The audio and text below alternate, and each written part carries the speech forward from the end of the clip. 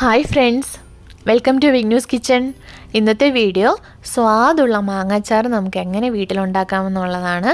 ഇതിന് വേണ്ടിയിട്ട് ഞാനിവിടെ 2 വലിയ മാങ്ങയാണ് എടുത്തേക്കുന്നത് കേട്ടോ. നല്ല ഫ്രഷ് ആയിട്ടുള്ള മാങ്ങയാണ്, നല്ല പുളിപ്പും ഒക്കെയുള്ള നല്ല ക്രിസ്പി ആയിട്ടൊക്കെ നമ്മൾ വായിലിട്ട ക്രിസ്പി ആയിട്ടിരിക്കുന്ന മാങ്ങയാണ് കിട്ടിയിട്ടുള്ളത്. സാധാരണ ഇവിടെ കടയിൽ അങ്ങനെ കിട്ടുന്നതല്ല, വാടിയൊക്കെ ഇരിക്കുക എന്നായിരിക്കും. പക്ഷേ ഇതിപ്പോൾ നല്ല ഫ്രഷ് ആയിട്ടുള്ള മാങ്ങയാണ്. അപ്പോൾ ഞാനിതൊന്ന് അച്ചാറിന് വേണ്ടിയിട്ട് അരിഞ്ഞെടുക്കുക. ഇതേപോലെ കുഞ്ഞു കുഞ്ഞായിട്ട് അരിഞ്ഞെടുക്കണം കേട്ടോ. അരിഞ്ഞെടുക്കുമ്പോഴത്തേക്ക് ഞാനിവിടെ തൊലി കളയുന്നില്ല. കുറച്ചുകൂടെ ടേസ്റ്റ് എനിക്ക് തോന്നിയിട്ടുള്ളത് തൊലിയോടുകൂടി നമ്മൾ മാങ്ങ അച്ചാർ ഇടുന്നതാണ്. അപ്പം നിങ്ങൾക്ക് തൊലി ഇഷ്ടമില്ലാത്തവരാണെന്നുണ്ടെങ്കിൽ തൊലി ചെത്തിക്കളഞ്ഞിട്ട് അരിഞ്ഞെടുക്കുക. ഇതേപോലെ നീളത്തിന് അരിഞ്ഞ് എല്ലാം കൂടി ചേർത്ത് പിടിച്ച് കുഞ്ഞു കുഞ്ഞായിട്ടാണ് ഞാൻ അരിഞ്ഞെടുക്കുന്നത് ഇവിടെ. സദ്യക്കൊക്കെ ഇതേപോലെ കുഞ്ഞു കുഞ്ഞായിട്ട് അരിഞ്ഞെടുക്കുന്ന അച്ചാറായിരിക്കും നല്ലത്. കാണാനും നമ്മൾ ഇലയിൽ വയ്ക്കുമ്പോൾ ഒരു ഭംഗിയും അതാണ്. പിന്നെ കുറച്ച് നാൾ ഇരിക്കുകയും ചെയ്യും നമ്മൾ ഇതേപോലെ അരിഞ്ഞ് വയ്ക്കുകയാണെങ്കിൽ. ഞാനപ്പോൾ ഈ മാങ്ങ രണ്ടും ഒന്ന് അരിഞ്ഞെടുക്കട്ടെ. എൻ്റെ ചാനൽ പുതിയതായി കാണുന്ന ആരെങ്കിലും ഉണ്ടെങ്കിൽ, അല്ലെങ്കിൽ എൻ്റെ ചാനൽ ഇതുവരെ സബ്സ്ക്രൈബ് ചെയ്യാത്ത ആരെങ്കിലും ഉണ്ടെങ്കിൽ എൻ്റെ ചാനലൊന്ന് സബ്സ്ക്രൈബ് ചെയ്തേക്കണേ. അതിൻ്റെ സൈഡിലൊരു ബെല്ലൈക്കൺ ഉണ്ടാവും, നിങ്ങളത് ഓളും കൂടി കൊടുത്തേക്കാം. ഇതിപ്പോൾ ഞാൻ നൈറ്റാണ് അരിഞ്ഞു വയ്ക്കുന്നത് കേട്ടോ. ഇപ്പം ഞാൻ പിക്കിൾ ഇടുന്നില്ല. ഞാൻ നൈറ്റ് അരിഞ്ഞു വെച്ചിട്ട് രാവിലെയാണ് ഇത് ചെയ്യുന്നത്. കണ്ടോ, ഫുള്ളായിട്ട് ഞാനിവിടെ അരിഞ്ഞെടുത്തിട്ടുണ്ട്. ഞാനിത് ബൗളിൽ നിന്ന് വേറൊരു പ്ലേറ്റിലോട്ട് മാറ്റുവാണേ, സ്റ്റീലിലൊക്കെ. ഇതിലേക്ക് കുറച്ച് ഉപ്പ് ആഡ് ചെയ്ത് കൊടുക്കുകയാണേ.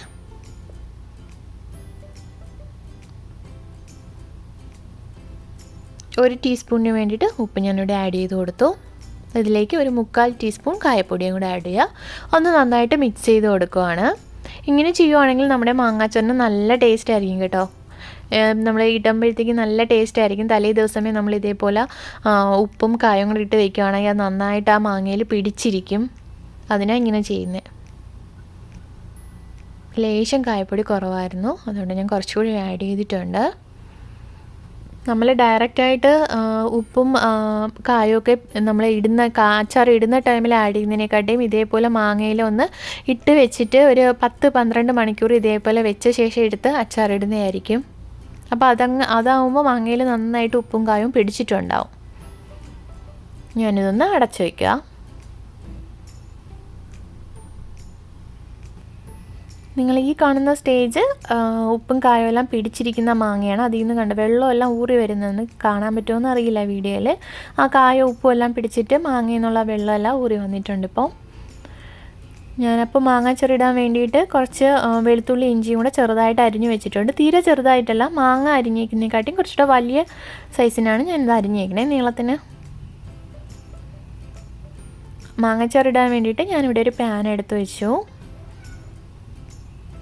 ഞാനിതിലേക്ക് 1/2 കപ്പ് നല്ലെണ്ണയാണ് ആഡ് ചെയ്യുന്നത് കേട്ടോ. വെളിച്ചെണ്ണയല്ല, നല്ലെണ്ണയാണ് ഞാനിതിന് എടുത്തിട്ടുള്ളത്. മാങ്ങാച്ചാർ ഇടുമ്പോൾ പ്രത്യേകം ശ്രദ്ധിക്കുക. നമ്മൾ നല്ലെണ്ണ ആഡ് ചെയ്യുന്നത് അതിൻ്റെ വല്ലാത്തൊരു സ്മെല്ലുണ്ടാവും മാങ്ങാച്ചാർ ഇടുമ്പോൾ. അതുകൊണ്ട് അതിൻ്റെ ആ ഒരു സ്മെല്ല് മാറാൻ വേണ്ടി എണ്ണ കുറച്ച് നേരം നിങ്ങൾ മീഡിയം ഫ്ലെയിമിൽ ഒന്ന് വെച്ചേക്കുക. ഒരു 5 മിനിറ്റ് അത്രയും മതിയാവും. മീഡിയം ലോയ്ക്കും ഇടയിൽ വെച്ചിട്ടൊന്ന് നന്നായിട്ടൊന്ന് എണ്ണ ചൂടായതിന് ശേഷം മാത്രമേ ഇഞ്ചിയും വെളുത്തുള്ളിയെല്ലാം അതിലേക്ക് ആഡ് ചെയ്ത് കൊടുക്കാവുള്ളൂ. ഇതിലേക്ക് 1 ടീസ്പൂൺ കടുക് ആഡ് ചെയ്ത് കൊടുക്കുക. അരിഞ്ഞു വെച്ചിരുന്ന ഇഞ്ചിയും വെളുത്തുള്ളിയും കൂടെ ആഡ് ചെയ്യുക. ഇതിലേക്ക് 5 പച്ചമുളക് ചെറുതായിട്ട് ഞാൻ അരിഞ്ഞു വെച്ചിരുന്നതും കൂടെ ആഡ് ചെയ്ത് കൊടുക്കുവാണ്. കുറച്ച് കറിവേപ്പില. ഞാനിപ്പോൾ മീഡിയം ഫ്ലെയിമിൽ നിന്ന് ലോ ഫ്ലെയിമിലോട്ട് മാറ്റി ഒരു 5 മിനിറ്റ്, 5 അല്ലെങ്കിൽ 10 മിനിറ്റ് നിങ്ങളൊന്ന് വെച്ചേക്കുക. ഒന്ന് പാൻ തണുത്തതിന് ശേഷം ഇതിലേക്ക് കടുക് ഞാൻ പൊടിച്ച് വെച്ചിരുന്നത് ഒരു 3/4 ടീസ്പൂൺ കടുക് പൊടിച്ചത് ആഡ് ചെയ്ത് കൊടുക്കുക. ഇതിലേക്ക് 1/4 ടീസ്പൂൺ ഉലുവപ്പൊടി, 3.5 teaspoon Kashmiri chilli powder add ചെയ്യുക. നിങ്ങൾ എരിവിനനുസരിച്ച് മുളക് പൊടി ആഡ് ചെയ്ത് കൊടുക്കുക. ഞാനിവിടെ കാശ്മീരി ചില്ലി പൗഡർ മാത്രമേ എടുക്കുന്നുള്ളൂ. സാധാ മുളക് വേണമെന്നുള്ളവർ, എരിവ് കൂടുതൽ വേണമെന്നുള്ളൂ, സാധാ മുളകും കൂടി ആഡ് ചെയ്ത് കൊടുക്കുക. ഇതിലേക്ക് 1/4 ടീസ്പൂൺ മല്ലിപ്പൊടിയും കൂടെ ആഡ് ചെയ്യുക. ലോ ഫ്ലെയിമിലിട്ട് തന്നെ നിങ്ങളിത് നന്നായിട്ടൊന്ന് വറുത്തെടുക്കുക. ജസ്റ്റ് ഒന്ന് മിക്സ് ചെയ്തെടുത്താൽ മതി. അതിൻ്റെ ആ പൊടിയുടെ എല്ലാം ഒരു പച്ച ചുവ മാറിക്കിട്ടാൻ വേണ്ടിയിട്ടാണ്. അതിനുശേഷം നിങ്ങൾ സ്റ്റൗ ഒന്ന് ഓഫ് ചെയ്തേക്കുക. ഓഫ് ചെയ്ത് ഒരു 5 മിനിറ്റ് കഴിഞ്ഞതിന് ശേഷം മാത്രമേ അതിലേക്ക് മാങ്ങ നമ്മൾ എടുത്ത് അരിഞ്ഞൊക്കെ വെച്ചിരുന്നില്ല അത് ആഡ് ചെയ്ത് കൊടുക്കാവുള്ളൂ. നല്ല ചൂടുള്ള പാനിലേക്ക് നമ്മൾ അരിഞ്ഞു വെച്ചിരുന്ന മാങ്ങ ആഡ് ചെയ്ത് കൊടുക്കരുത്. അങ്ങനെയാണെന്നുണ്ടെങ്കിൽ അതൊരുമാതിരി പെട്ടെന്ന് വെന്ത് കുഴഞ്ഞു പോകും മാങ്ങ. ഒന്നാമത് ചെറുതായിട്ട് അരിഞ്ഞിരിക്കുന്നത്,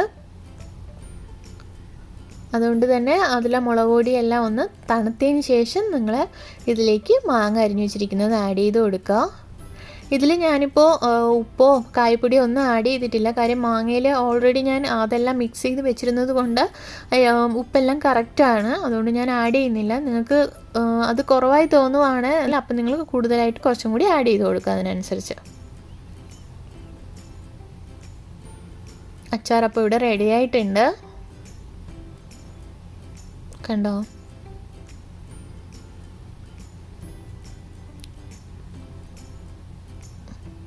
കാശ്മീരി ചില്ലി പൗഡർ മാത്രം എടുക്കുവാണെങ്കിൽ അതായിരിക്കും ഏറ്റവും നല്ലത് കേട്ടോ.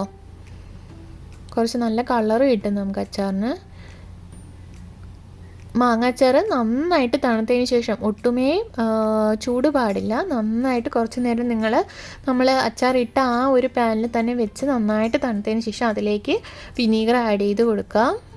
അത് നമ്മൾ ഒത്തിരി നാളത്തേക്കാണ് ഇരിക്കാൻ വേണ്ടിയിട്ടാണെങ്കിൽ കുറച്ച് കൂടുതൽ വിനീഗർ ആഡ് ചെയ്ത് കൊടുക്കുക. അല്ല കുറച്ച് മാങ്ങ ഇട്ടിട്ടുള്ളൂ എങ്കിൽ അതിനനുസരിച്ച് ലേശം ആഡ് ചെയ്ത് കൊടുത്താൽ മതിയാവും.